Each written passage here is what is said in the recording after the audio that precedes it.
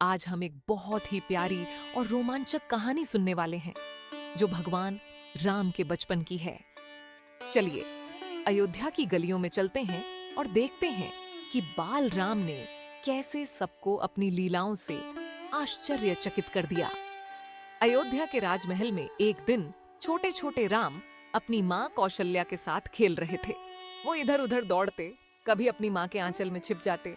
कौशल्या माँ हंसते हुए कहती हैं, राम, तुम तो बहुत शरारती हो गए हो। अब तुम मुझसे और छुप नहीं सकते। फिर एक दिन राम महल के बगीचे में खेल रहे थे।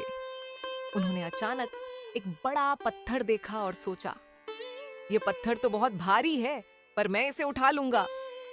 राम ने अपनी छोटी सी उंगलियों से वह बड़ा पत्थर उठा लिया।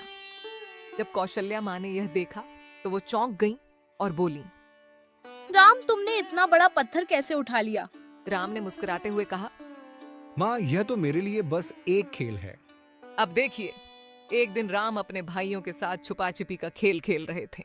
लक्ष्मण राम को ढूंढने की कोशिश कर रहे थे, पर राम कहाँ छुपे थे। वो तो एक पेड़ पर चढ़कर ऊपर से लक्ष्मण को देख रहे थे और हंस रहे थे। राम बोले, लक्ष्मण, मैं यहाँ हूं, देखो, तुम मुझे पकड़ नहीं सकते। कुछ दिन बाद ऋषि वशिष्ठ राम से मिलने आए। राम ने उन्हें देखकर तुरंत प्रणाम किया। ऋषि वशिष्ठ ने प्रसन्न होकर कहा, राम, तुम बहुत तेजस्वी हो, क्या तुम मुझे कुछ श्लोक सुना सकते हो? राम ने मुस्कुराते हुए कहा, जी गुरुदेव। और बिना किसी पुस्तक के राम ने सुंदर और कठिन श्लोकों का पाठ करना शुरू कर दिया। ऋषि वशिष्ठ उनकी बुद्धि और ज्ञान से बहुत प्रभावित हुए और बोले, राम, तुम सच में असाधारण हो। फिर एक दिन राम ने महल के बाहर एक भूखे बच्चे को देखा। वो तुरंत उसके पास गए और बड़े ही दयालु स्वभाव से बोले, तुम भूखे हो, आओ मेरे साथ चलो। राम ने उसे महल में लाकर खाने को दिया।